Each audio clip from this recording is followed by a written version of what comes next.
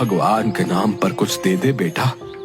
बंसी ने देखा कि भिखारी के कटोरे में 10-10 के 3-4 नोट पड़े हुए थे। अरे तुम्हारे पास तो अच्छे खासे पैसे हैं, फिर भी भीख मांग रहे हो। ये कैसी बातें कर रहे हैं आप छोटे मालिक? अगर मेरे पास पैसे ही होते तो मैं भीख क्यों मांगता? अरे ये कटोरे में 30-40 रुपए पड़े तो हैं। ये क्या कम है? तुम्हें पता है मैं 30-40 रुपए में 3-4 दिन चलाता हूँ। मैं आपको जानता हूँ छोटे मालिक, आप इस गांव के बड़े मालिक सेठ अमीर चंद के बेटे हैं ना। आपको पता है जब बड़े मालिक जिंदा थे तब मुझे भीख मांगने की जरूरत ही नहीं पड़ी। वो हर महीने मेरे परिवार का खर्चा मुझे देते रहते थे, और एक आप हैं जो मेरी मदद करने के बजाय मुझे ताने दे रहे हैं। अबे ओ, अगर तुझे मेरे पिताजी की इतनी ही याद आ रही है तो जाकर तू भी उन्हीं के पास चला जा। मैं पिताजी की तरह बेवकूफ नहीं हूँ। अगर पिताजी को लुटाने की आदत नहीं होती तो आज ये पूरे गांव की जमीन मेरी होती। अब मेरा टाइम खराब मत कर, चल निकल यहाँ से। इतना कहकर बंसी गुस्से से आगे बढ़ गया। भिखारी गुस्से से बंसी की ओर देखता हुआ वहाँ से चला गया। ए सब्जी वाले, ये आलू कितने रुपए किलो है? ये 20 रुपए किलो है छोटे मालिक। क्या 20 रुपए किलो? इतने महंगे? लेकिन कल शाम को तो तूने मुझे 10 रुपए किलो बताए थे। वो बचे हुए आलू थे छोटे मालिक, आधे से ज्यादा खराब थे वो। उन्हें हटाने के लिए आपको 10 रुपए किलो बताए थे। हाँ हाँ, मुझे वही आलू दे। लेकिन छोटे मालिक, उनमें से आधे से ज्यादा आलू तो खराब निकल आएंगे। अबे तुझे इससे क्या फर्क पड़ता है? ठीक है मालिक, जैसी आपकी मर्जी। इतना कहकर ठेले वाला नीचे से वो आलू निकाल लेता है। तभी बंसी बोलता है, रुक रुक, ये तो तूने पूछा ही नहीं कि मुझे आलू कितने चाहिए। कितने चाहिए छोटे मालिक? 250 ग्राम। क्या सिर्फ 250 ग्राम? छोटे मालिक, 250 ग्राम में मुश्किल से 3 आलू ही चढ़ेंगे, और उसमें से आधे से ज्यादा खराब निकल आएंगे।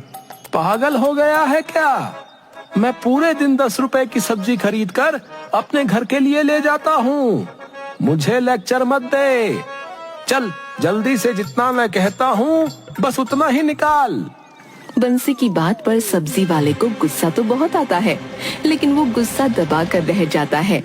कुछ देर के बाद बंसी खराब सब्जियां लेकर अपने घर की ओर चला गया।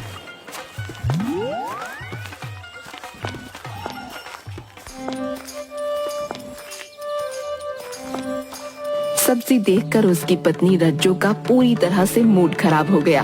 ये क्या उठा कर ले आई जी? अब तो तुम्हारी कंजूसी मुझसे बर्दाश्त नहीं हो रही। तुमने तो हद ही कर दी। पागल हो गई हो क्या? पूरे 10 रुपए की सब्जी है, इससे तेल भी कम खर्च होगा।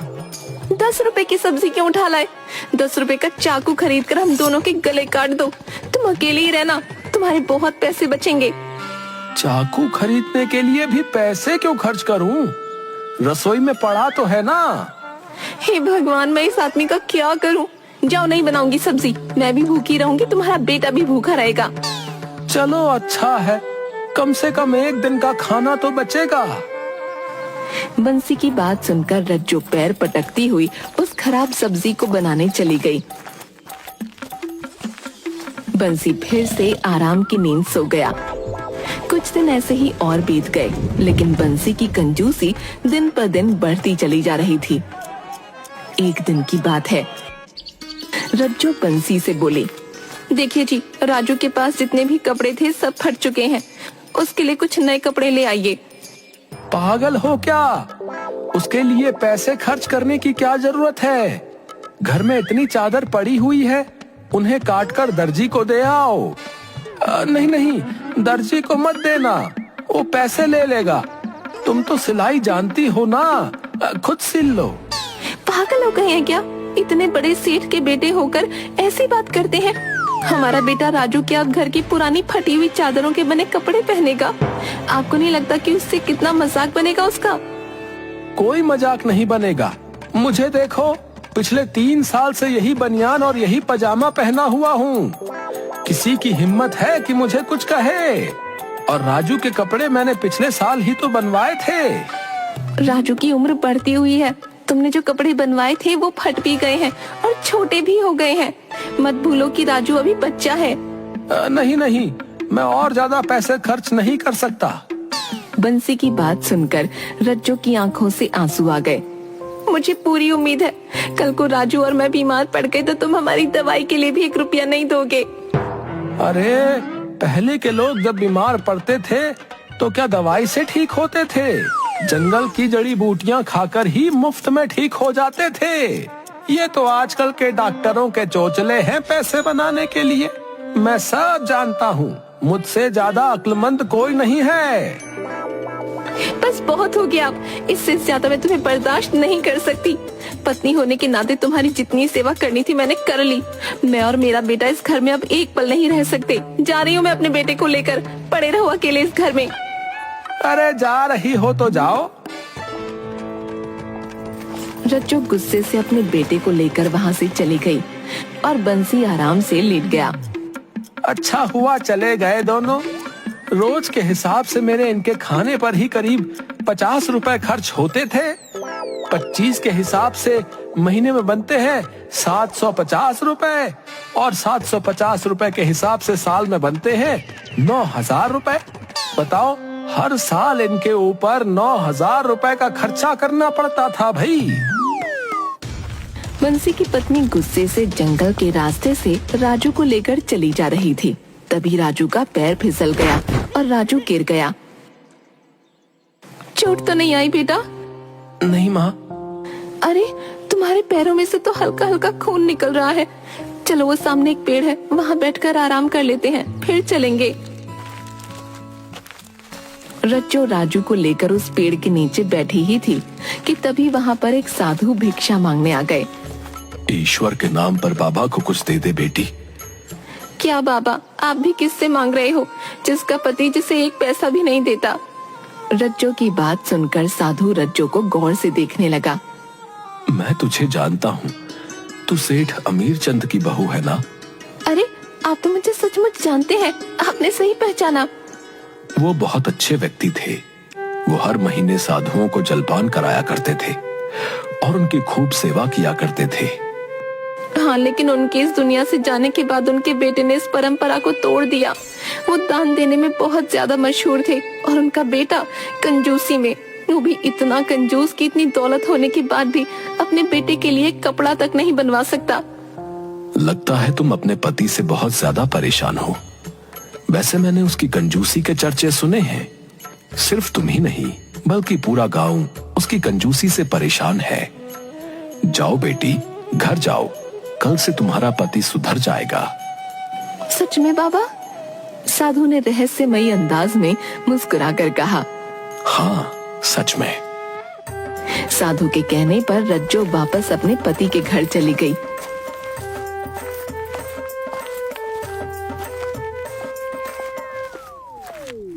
उसका पति बंसी अभी भी सो रहा था। रज्जो भी राजू के साथ सो गई। सुबह के वक्त किसी ने बंसी के घर का दरवाजा खटखटाया। रज्जो ने दरवाजा खोल दिया, मगर सामने खड़े हुए व्यक्ति को देखकर रज्जो बुरी तरह से हैरान रह गई। उसने देखा दरवाजे पर उसके ही पति का हमशक्ल खड़ा हुआ मुस्कुरा रहा था। दैया रे दैया, तुम तो अंदर सो रहे थे। क्या एक ही रात में कंजूसी के साथ साथ जादूगरी भी सीख ली तुमने? मुझे अंदर आने के लिए नहीं कहोगी भाभी? भाभी, पर मेरा तो कोई तेवर नहीं।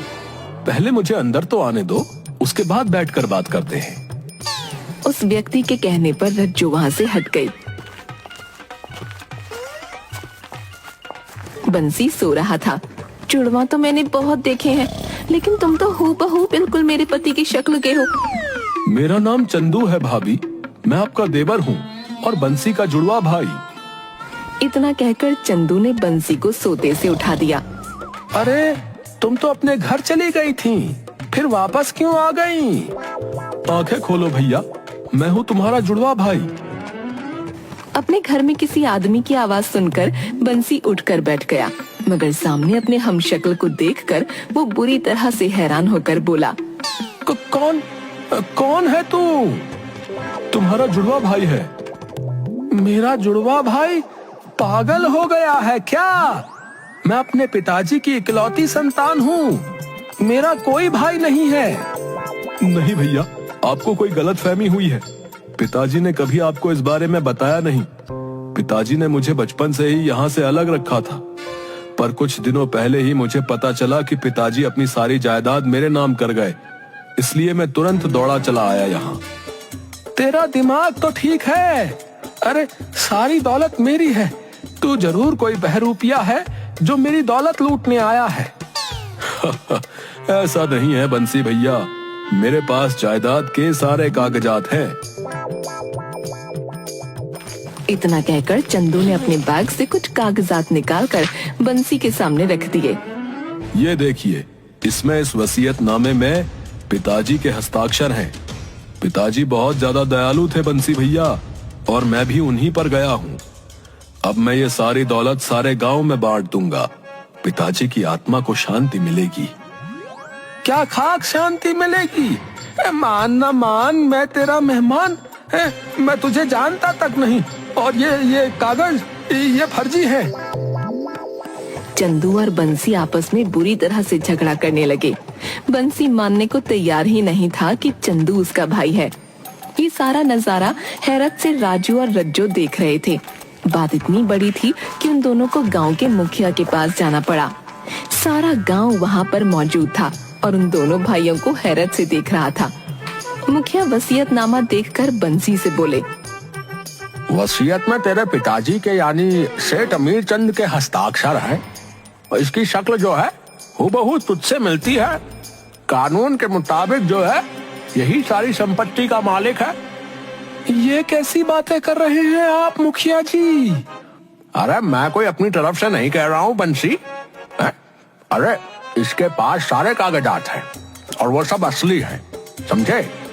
और अब इसकी मर्जी है कि ये उस दौलत को दान करे या अपने पास रखे या फिर तुम्हें दे दे, समझे? मुखिया जी, आप तो मेरे पिताजी को जानते थे कि वो कितने दयालु थे। जब वो जिंदा थे तब गांव में कोई भी व्यक्ति भूखा नहीं सोता था, और मेरे भाई की कंजूसी के बारे में तो सारा गांव जानता है। ये तो अपने पत्नी और बच्चे को भी भूखा रखता है। वैसे तो मैं सारी दौलत इन्हें दे देता, लेकिन इसकी कंजूसी के कारण मैं ऐसा नहीं कर सकता। मुझे पूरी उम्मीद है कि पिताजी की आत्मा को बहुत तकलीफ होती होगी, इसलिए मैं सारी दौलत और जायदाद गरीबों में दान कर दूंगा। चंदू की बात सुनकर बंसी चंदू के कदमों में गिरकर बोला, ऐसा मत करो भाई। अगर तुम सारी जायदाद और सब कुछ दान कर दोगे तो मेरी पत्नी और बच्चे का क्या होगा?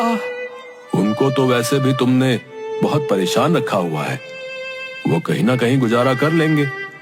बंसी को अब अपनी कंजूसी का एहसास हो गया और वो दिल ही दिल में बहुत ज्यादा शर्मिंदा होकर बोला, अगर तुम ये जायदाद मेरे पास ही रहने दोगे तो मैं वादा करता हूँ कि मैं भी पिताजी की तरह दयावान बनूंगा और अपनी कंजूसी की आदत को छोड़ दूंगा।